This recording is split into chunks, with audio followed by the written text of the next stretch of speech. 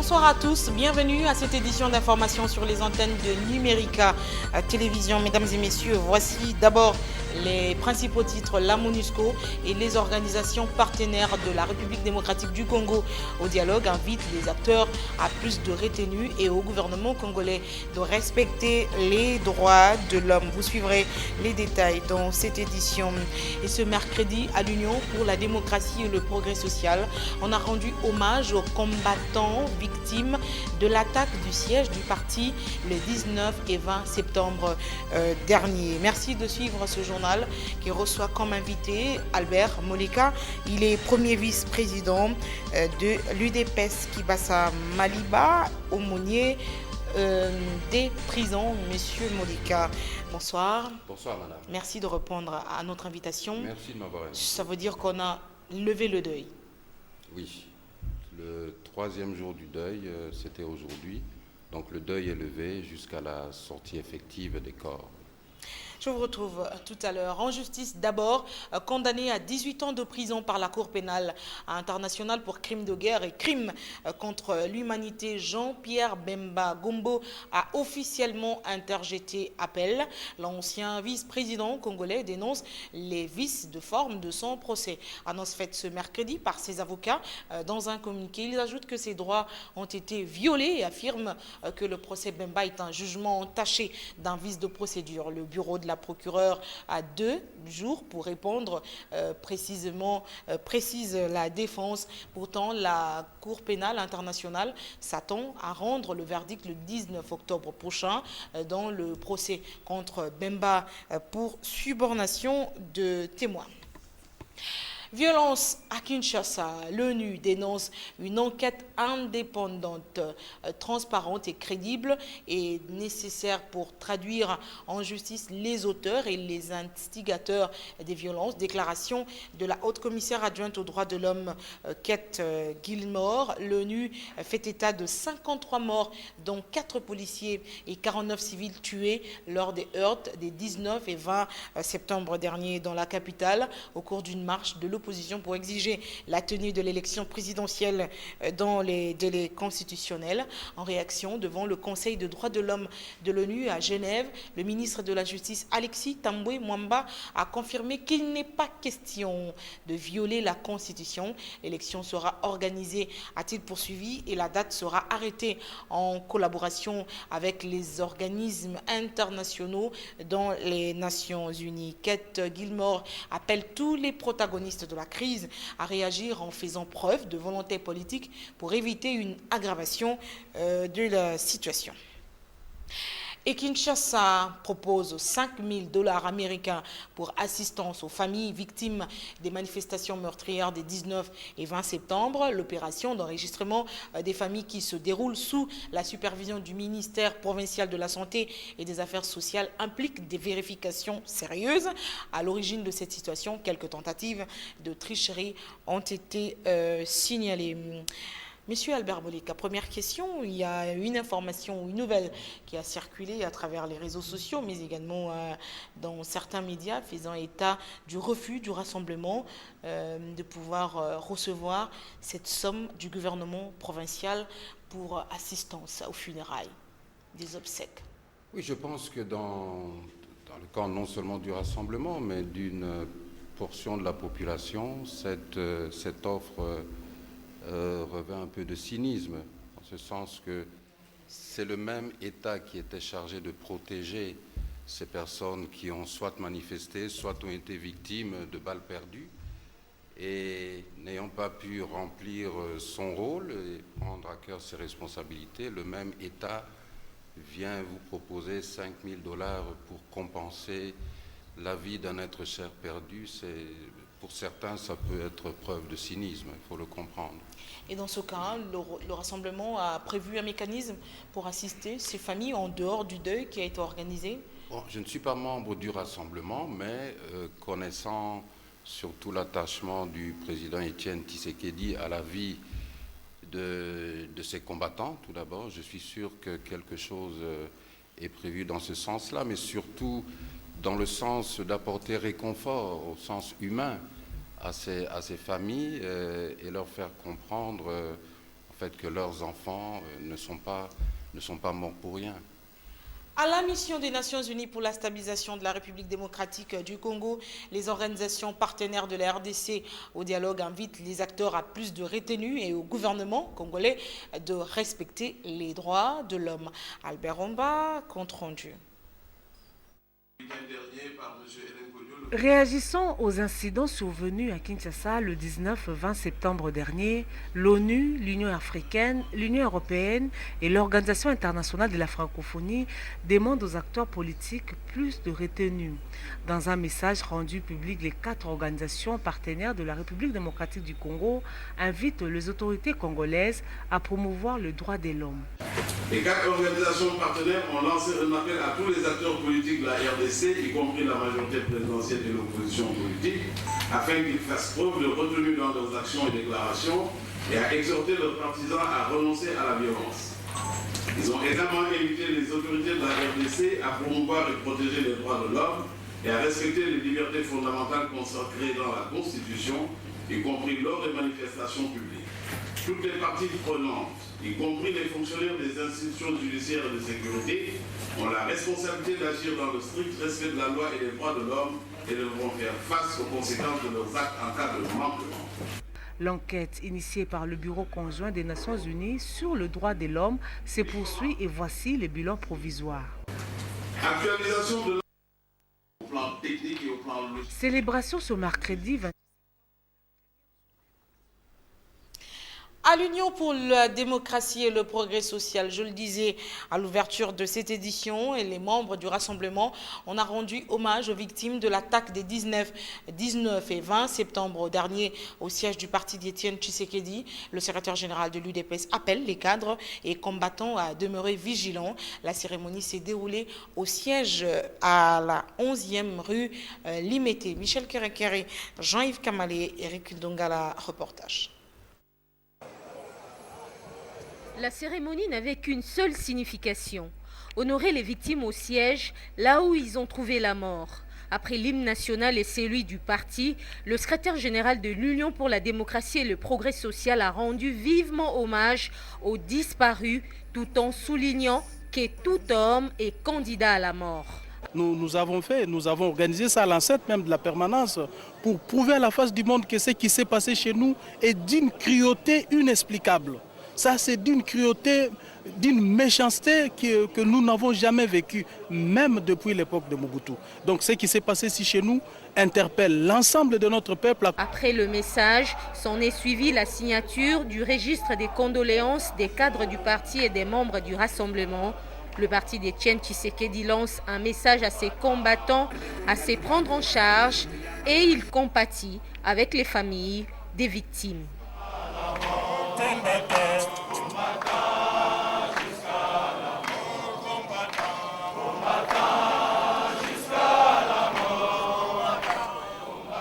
Albert Moleka, c'est vous qu'on voit sur les images, alors que vous dites tout à l'heure ne pas être membre du Rassemblement. À quel titre êtes-vous allé là-bas? Au titre de membre de l'UDPS, je suis actuellement dans l'UDPS Kibassa.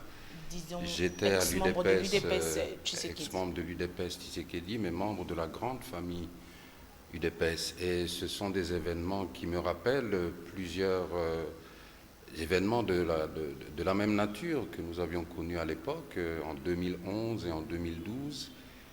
Et il était de mon obligation de marquer ma solidarité à ce que traverse l'UDPS Tshisekedi actuellement. Pour avoir été au cadre du parti d'Étienne, en fait, de l'UDPS Étienne Tshisekedi, qu'est-ce qui vous manque? Ce qui me manque? Dans quel sens? Vous regrettez un peu d'être parti non, de cette grande formation politique? Non, par ma nature, je ne regrette jamais les décisions que je prends parce que je prends mes décisions après avoir mûrement réfléchi. Et comme vous savez, il y a un adage qui dit « il ne faut jamais conduire en regardant toujours dans le rétroviseur, sinon vous allez faire un accident ». Non, je ne regrette pas, je suis très content et fier de ce que nous avons pu accomplir ensemble dans l'UDPS Tshisekedi, tout d'abord avec le président Étienne Tshisekedi lui-même, et puis tous mes collaborateurs et tous les combattants, et nous avons toujours gardé des très bonnes relations avec les combattants. Donc c'était aussi une joie pour moi de retrouver certains. C'était aussi beaucoup de peine parce que parmi les personnes qui ont été assassinées, j'en connais plusieurs. Oui. Merci. Et on reste un moment avec le rassemblement. Nos reporters ont posé la question à François Mwamba, qui est membre du comité des sages, sur la plateforme du rassemblement. Il nous parle d'une rencontre d'ici la fin de la semaine, c'est-à-dire le conclave du rassemblement. Pour lui, c'est pour définir les contours de ce conclave en vue de revoir les options pour participer au dialogue national. François Mwamba est au micro de Jean-Yves Kamalé et Eric Ndongala. Samedi, ici même, en effet, le rassemblement va lever ses options pour l'avenir, votre avenir, l'avenir de la République.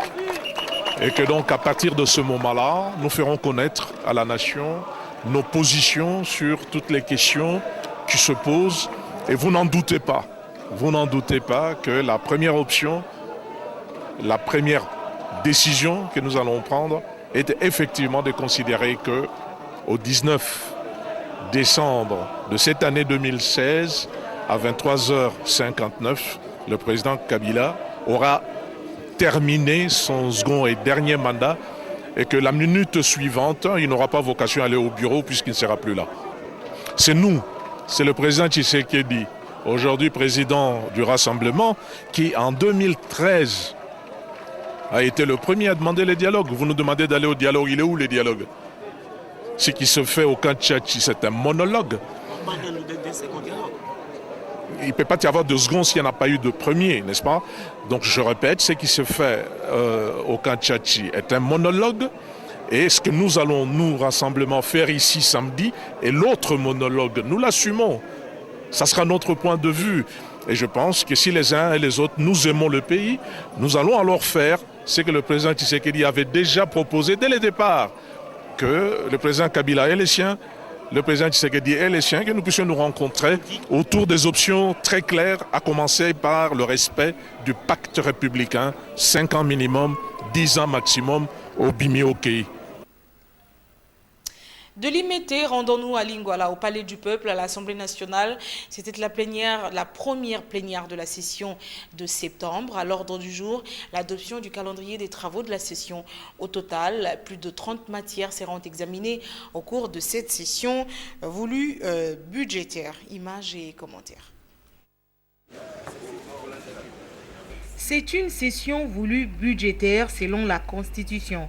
Mais au-delà du budget, 29 autres matières seront examinées par les députés nationaux. Et pour harmoniser le calendrier de la session, les députés ont pour certains soutenu leur projet, pour ceux qui ont soumis des propositions de loi. De loi sur portant statut particulier du personnel de l'enseignement supérieur universitaire a été bel et bien débattu au bureau de l'Assemblée nationale et ça se trouve déjà même au Sénat. Pourquoi ça doit durer? Le personnel de l'enseignement supérieur universitaire, j'entends ici d'abord les corps académiques, c'est-à-dire les personnels académiques, les professeurs ordinaires, les professeurs et les professeurs associés, les corps scientifiques, les chefs de travaux, les assistants et aussi les administratifs.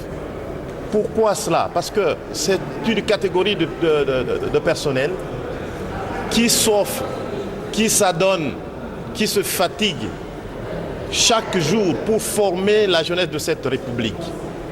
Et pourquoi pas ne pas leur accorder un statut particulier? Il y a deux propositions de loi. D'abord, j'avais commencé par la loi portant statut de la République. C'était une initiative conjointe entre moi et l'honorable Marie-Ange Lukiana. Et il y a eu un débat au niveau de la plénière. La plénière avait décidé pour trancher et de devoir envoyer l'interprétation de la Constitution par rapport au fondement juridique de cette proposition de la loi à la Cour suprême de justice. C'était en 2014. Donc, mieux en Cour constitutionnelle aujourd'hui. La Cour avait déjà répondu, notifié l'Assemblée nationale, le bureau, depuis avril dernier, mais on n'était pas informé. C'est pourquoi j'ai voulu soulever cette question-là pour que la plénière ait droit au contenu de l'arrêt rendu par la Cour parce que la discussion c'était de savoir si la santé de la reproduction était une matière de la santé publique et que ça relevait du domaine de législation ou c'était un domaine réglementaire. Le Premier ministre a visité hier les 2 cimenteries en construction dans le Congo central, en territoire de Songololo. Il était accompagné par les membres de la Troïka stratégique sur place. Augustin Matata Ponyo Mapon et sa suite ont constaté que les travaux avancent normalement. Le premier sac sera produit d'ici fin 2016. Le récit de Hermeniov. Par l'aérogare de Lukala que le Premier ministre est arrivé au Congo central. Accueilli par le gouverneur de province Jacques Mbadou Sitou, la visite a débuté par la cimenterie Congo Simco. Sur place, le chef du gouvernement et sa délégation ont reçu quelques explications de l'évolution des travaux par le représentant du groupe Raouji. À la Simco, les travaux sont à l'étape de finition. D'ici la fin de l'année 2016, l'usine va produire son premier sac de ciment. Ce sont des machines d'une production très moderne, avec des économies d'énergie, mais avec une production de haute qualité. Et ce sont des usines qui donnent la main d'œuvre pour l'essentiel à la population congolaise.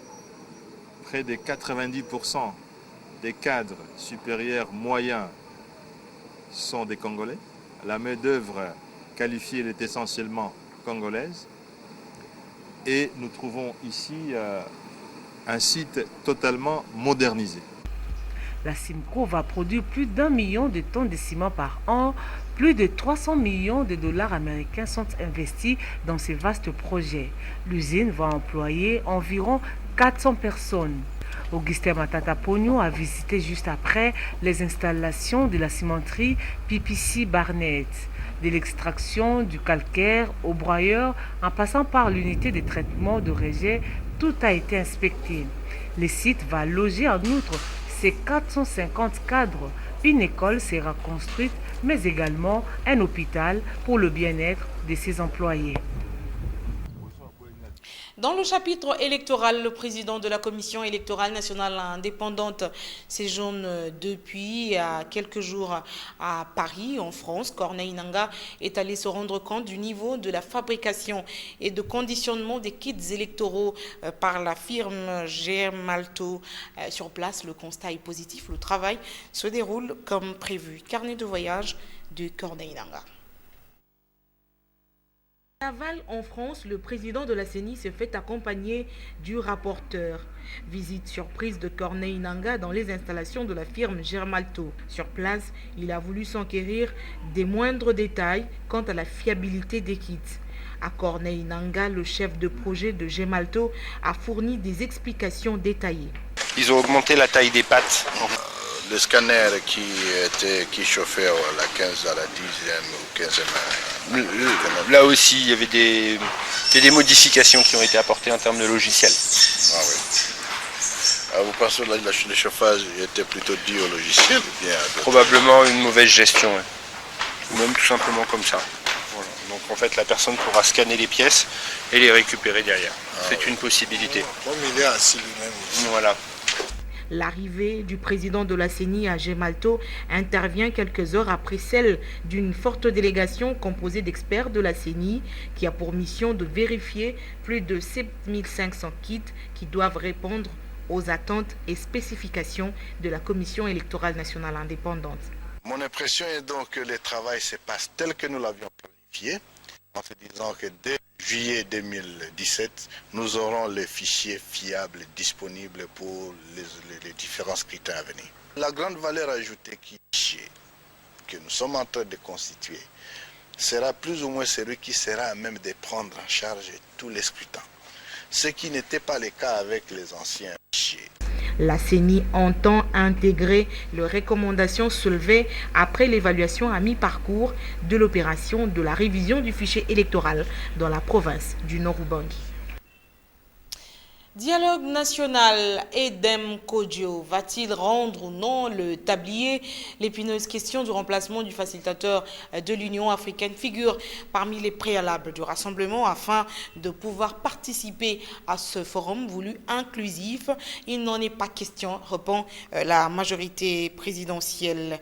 Le sénateur Léonard Ché Okitundu, rapporteur de la MP au dialogue politique, souligne qu'il est là et qu'il reste comme arbitre. Selon lui, il revient aux Congolais de décider de l'avenir du pays. Il ajoute que la machine du dialogue est en marche. Les délégués par composante réfléchissent sur les questions de fond afin de permettre une issue heureuse des travaux. Chez Okitundu affirme que d'ici là, un accord sera signé sous l'œil vigilant d'Edem Kodjo. Albert Moleka, on vous a vu au dialogue politique national. Pourquoi vous êtes allé pour finalement claquer la porte quelques jours après? Oui, madame, vous vous souviendrez que l'opposition dans son ensemble avait accepté de participer au dialogue tel que préconisé par la résolution 2277. Donc c'est à ce titre-là que nous avons participé et au comité préparatoire et au début des travaux du dialogue en lui-même. J'ai quitté les travaux après 5 jours parce que là j'avais pu me faire le constat que la partie adverse, si je puis dire, n'avait pas la bonne foi nécessaire pour mener à bien ce dialogue, puisque seulement sur le simple problème de libération des prisonniers, réouverture des médias et des biens confisqués des leaders de l'opposition, aucune avancée, aucun signe fort tel que nous l'avions réclamé n'avait pu être fait. Et c'est ainsi que qui peut le moins ne peut pas faire le plus. J'en ai tiré la conclusion que la partie adverse n'était plus constituée de plénipotentiaires, comme c'était le cas alors au comité que le préparatoire. Rassemblement n'a cessé de dire que ce dialogue, il ne voyait pas clair dans la tenue ou l'aboutissement de ce dialogue, la volonté de la majorité présidentielle d'aller dans un dialogue sans agenda caché. Est-ce que vous... Quelque part, ce n'est pas une pression venue de l'extérieur, mais enfin, vous ne donnez pas raison à Étienne Tshisekedi quant à tout ce qu'il décrit par rapport à ce dialogue?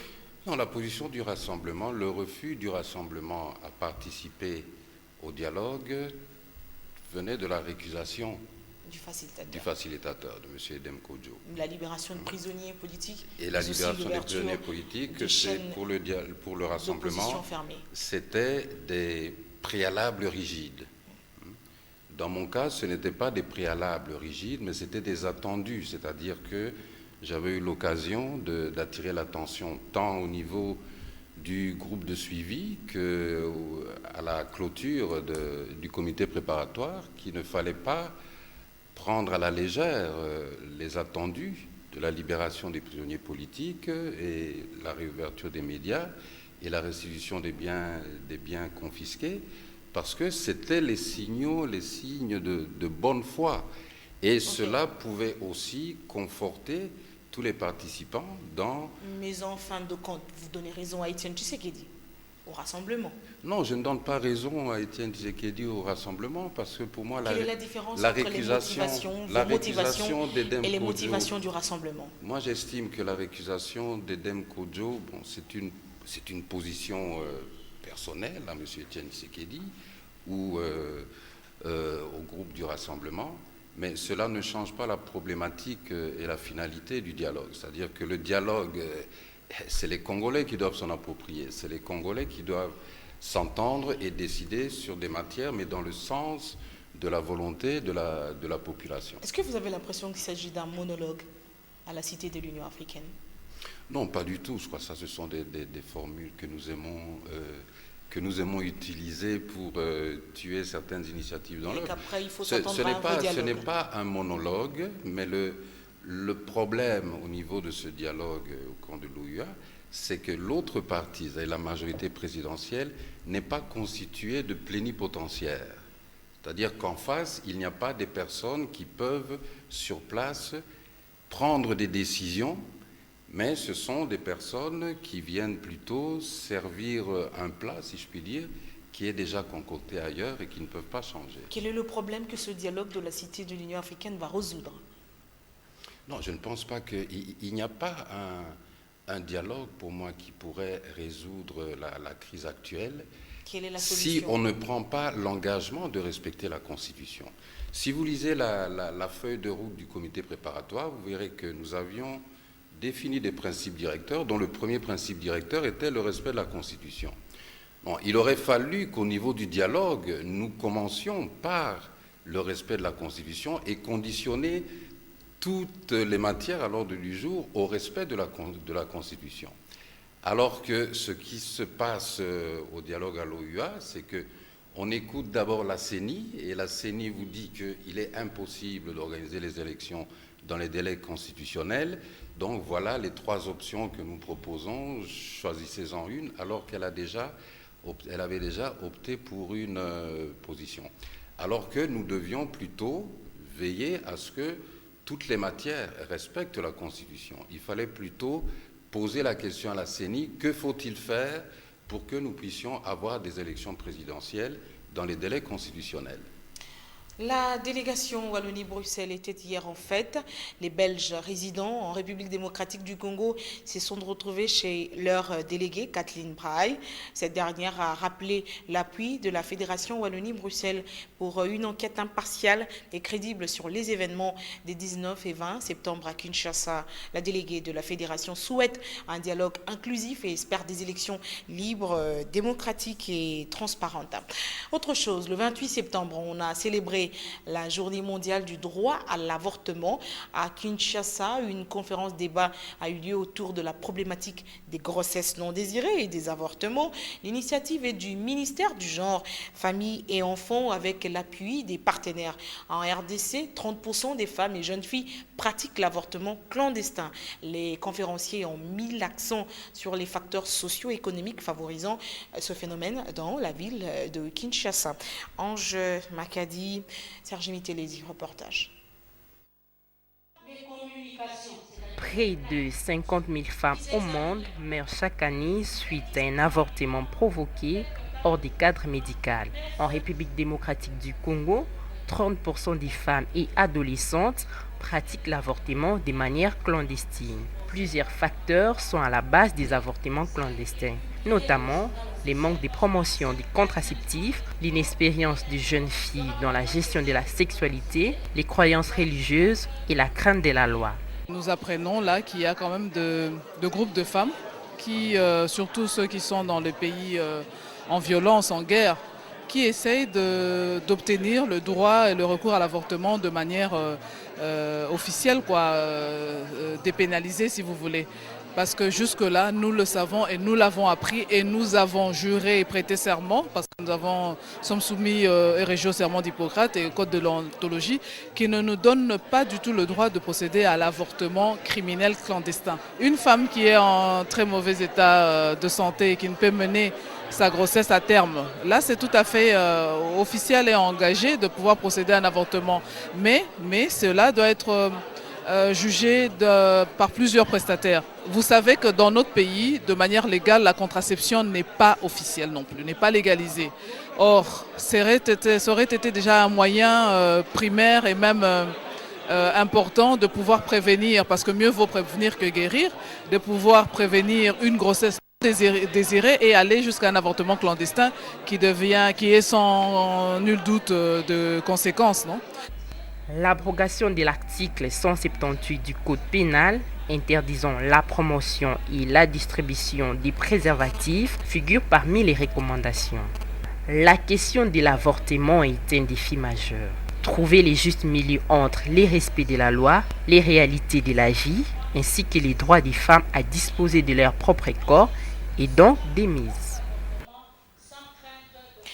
En dehors de nos frontières, Shimon Peres, président israélien de 2007 à 2014, est mort ce 28 novembre 2016 à l'âge de 93 ans.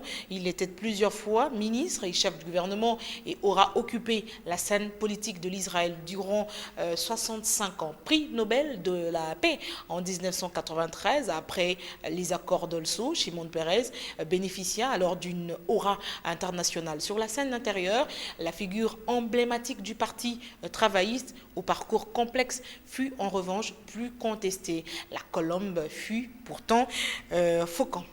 En sport, Cannes 2017 au Gabon, à quelques mois de l'ouverture de la Coupe d'Afrique des Nations, la CAF a révélé hier, mardi, la composition des pots du tirage au sort de cette compétition. Pays hôte, le Gabon figure les 4 têtes, parmi les 4 têtes de série de la prochaine Coupe d'Afrique. Les 3 autres seront la Côte d'Ivoire, le Ghana et l'Algérie. Le tirage au sort de l'épreuve aura lieu le 19 octobre à Libreville. Les 4 chapeaux pour le tirage. Pot 1, Gabon, Côte d'Ivoire, Ghana, Algérie, pot 2, Tunisie, Mali, Burkina Faso, République démocratique du Congo, le pot 3, le Cameroun, le Sénégal, le Maroc, l'Égypte, ensuite et enfin le pot 4, le Togo, l'Ouganda, le Zimbabwe, la Guinée-Bissau. Le tournoi se déroulera du 14 au 15 février 2017. Albert Moleka, je vous retrouve avant de lire la revue de presse. Mais d'abord, avant de continuer, une question en rapport avec ce dialogue. Vous parlez du respect constitutionnel. Est-ce que, de vous en nous, vous êtes la réelle politique? Est-ce que vous êtes convaincu que c'est possible de respecter encore la Constitution en ce qui concerne l'organisation de l'élection présidentielle? Oui. Vous y croyez? Oui, j'y Par crois. quel mécanisme? Mais simplement par un mécanisme faisant appel au bon sens et à la technologie actuelle. C'est tout. Vous avez suivi le président de la centrale électorale, l'organe technique, en Europe, disons en France précisément, pour la commande des kits électoraux, donc pour la CENI, le schéma est tracé. Corneille Nangaa l'a dit, réforme totale du fichier électoral, juillet 2017. Avec quel organe doit-on organiser l'élection cette année? Alors que la CENI parle de la réforme totale du fichier qui prendra fin l'année prochaine. Oui, justement, c'est l'option que donne la CENI et qu'a déjà adopté la CENI. Mais déjà adopté, et donc il faut peut-être mettre au placard élection cette année. oui, c'est dans ce train-là qu'on veut nous embarquer, mais je crois que l'objectif du dialogue, d'un dialogue qui soit fructueux, c'est d'amener une proposition qui respecte la Constitution.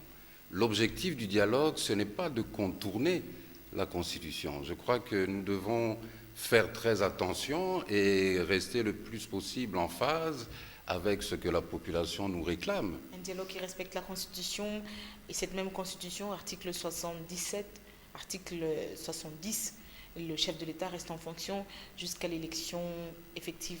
Non, pas jusqu'à l'élection, jusqu'à l'installation. À l'installation effective, pardon, du président non, élu. Du nouveau président élu. Et dans ce cas, Joseph Kabila peut rester jusqu'à l'installation, peut-être dans le cas où on envisageait un gouvernement de transition, une période transitoire, avant d'en arriver à l'élection proprement dite. L'article 70 de la Constitution dit exactement ceci: le président de la République est élu pour un mandat de 5 ans, renouvelable une fois.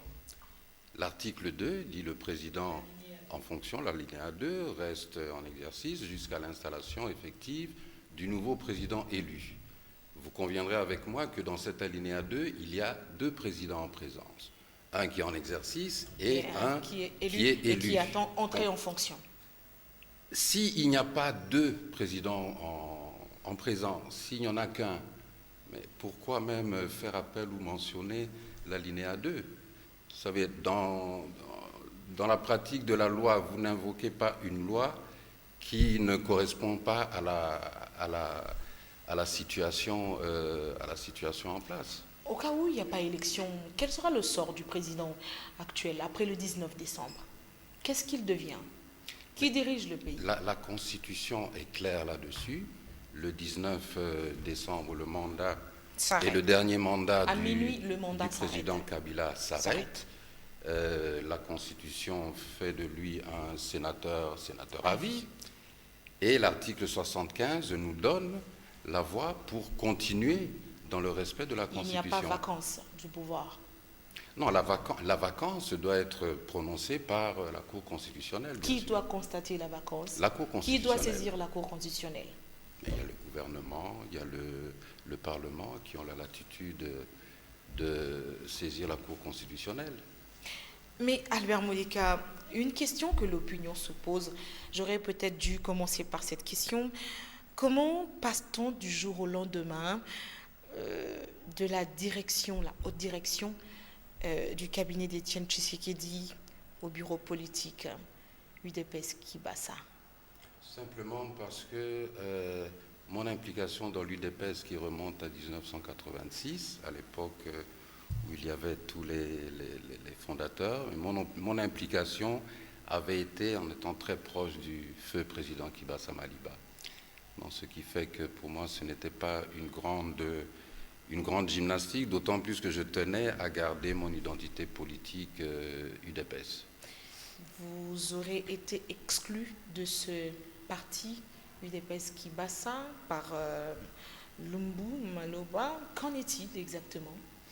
Oui, j'ai suivi un peu cet épisode malheureux où le fondateur, Lumbu, c'est un fondateur historique de l'UDPS originel, mais qui depuis plusieurs mois ne participe plus aux activités du parti. Il a même de la transféré le présidence, siège du parti.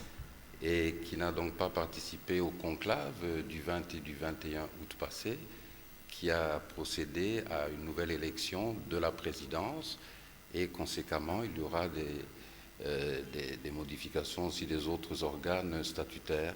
Comprenez que la présidence de l'UDPS Kibasa était en glissement depuis plus de 8 ans, et au moment où nous voulons refuser le glissement au président Kabila, je crois qu'il était mal indiqué que nous-mêmes nous pratiquions quelque chose que nous opposons au niveau politique. Donc il était question pour l'UDPS Kibasa de respecter... Que deviennent vos relations avec ce fondateur et les autres cadres du parti?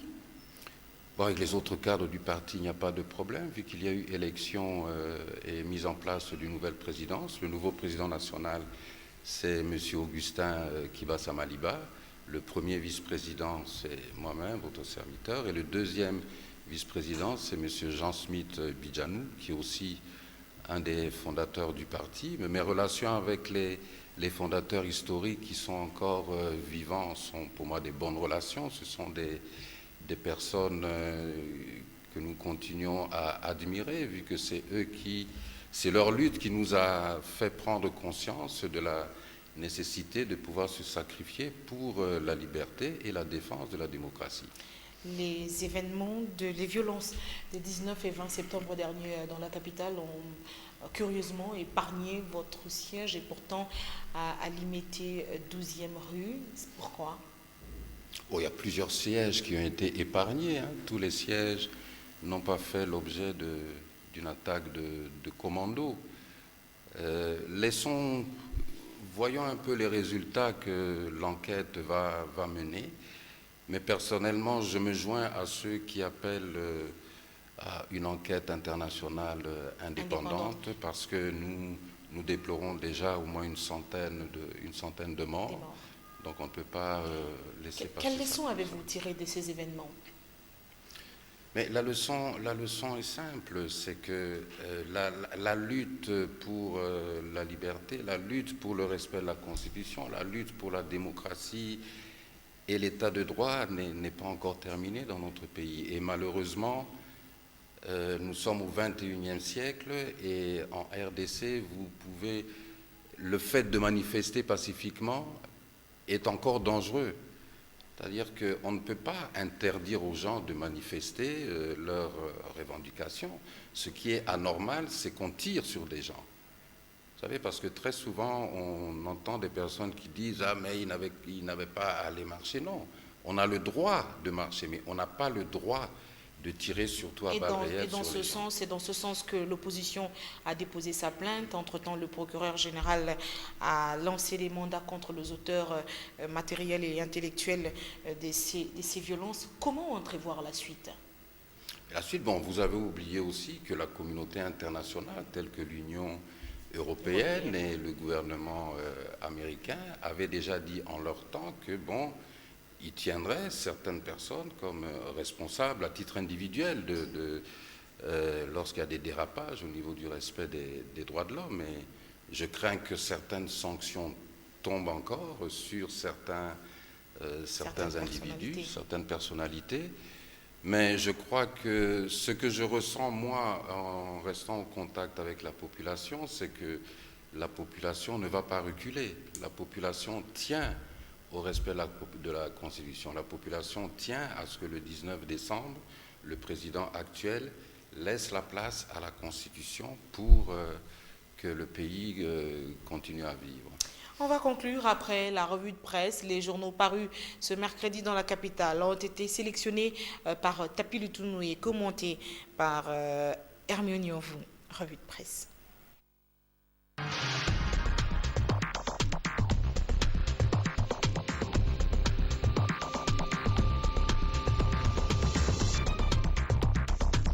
Dialogue national. D'après la tempête des tropiques, la machine conduite par le diplomate togolais connaît une panne sèche à partir du moment où le projet d'accord politique distribué aux participants à ces assises divise les conférenciers, étant donné que dans ce draft, il n'est pas mentionné la date fixe pour la prochaine élection présidentielle. Face à cette situation, l'impasse devient totale et Kodjo n'arrive plus à fixer la date de la plénière des clôtures. À l'allure où vont les choses, les palmarès supposent que la facilitation serait tentée d'appliquer la recette des Sun City à la faveur du dialogue intercongolais. En effet, rappelle le quotidien, face à la persistance de l'impasse et à la mauvaise foi des acteurs politiques congolais, la médiation fut obligée de s'imposer et de jouer au coude. Mais Henri Thomas Lokondo dénonce cet accord. Pour ses députés nationaux, la majorité présidentielle, citée par les dépêches de Brazzaville, l'accord politique en gestation violerait la Constitution en son article 78. Pour décanter la crise, William Michiki prône une rencontre Kabila-Tshisekedi. Dans une interview accordée au journal La Prospérité, ce cadre du rassemblement lance un appel à Joseph Kabila. Il lui demande de chercher à rencontrer sans intermédiaire le président de l'UDPS. Ce n'est que par un échange au sommet entre les deux personnalités que la voie à un vrai dialogue peut être trouvée, affirme-t-il. Un avis partagé par Forum des As qui précise que pour garantir la réussite de ce forum, il serait hautement indiqué que les deux protagonistes de la crise politique se parlent. L'implication de deux parties s'avère aujourd'hui plus qu'importante pour aboutir à la cohésion et à la paix sociale, conclut les quotidiens. Pendant ce temps, le Libre Débat rapporte que Freddy Matungulu plaide pour un dialogue réellement inclusif qui réunirait le rassemblement et les délégués du dialogue politique de la Cité de l'Union africaine.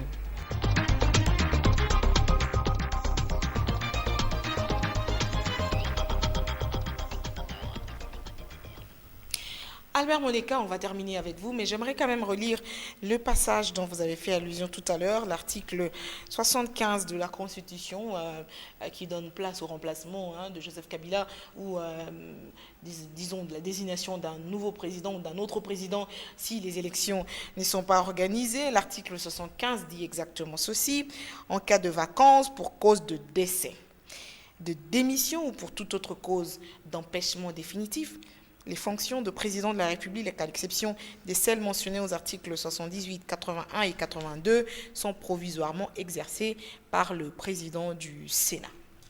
Il n'y a pas décès, il n'y a pas démission, il n'y a pas empêchement définitif. Non, l'empêchement définitif, c'est simplement dans le respect de la Constitution. C'est-à-dire que si le président en place respecte l'article 70 qui accorde 2 mandats, un point, un trait, il n'y a pas de problème. Et dernière question, si le dialogue en cours n'aboutissait pas, Est-ce que cela donnera-t-il lieu à un autre, comme le propose par exemple le ministre belge des Affaires étrangères, un autre dialogue? Je crois que tout le monde s'accorde un peu à dire qu'il y a nécessité d'un autre dialogue ou d'un dialogue plus inclusif, de sorte espérant que les résolutions prises à l'issue de ce dialogue puissent effectivement garantir la paix et garantir un passage calme du 19 au 20 décembre 2016. C'est ça le souci de tout le monde. Merci beaucoup d'être venu commenter l'actualité avec nous. Est-ce que vous avez un dernier message pour ce soir? Donc simplement un message de courage à toute la population et à encourager encore cette population congolaise à défendre sa constitution, parce que la constitution, c'est le ciment de la nation, c'est le contrat moral, politique que nous avons signé tous, de sorte que nous avons décidé de vivre selon des règles, et ces règles sont contenues dans la Constitution. Si nous ne la défendons pas, nous mettons en risque la survie de la nation entière. Albert Moleka, premier vice-président de l'UDPS Kibassa et aumônier des prisons. Merci beaucoup. C'était lui notre invité. Demain, 13h, Élisée Mafou. Je vous retrouve à 19h pour une nouvelle édition d'informations sur les antennes de Numérica TV. Prenez soin de vous. Chaque jour est une vie. À demain.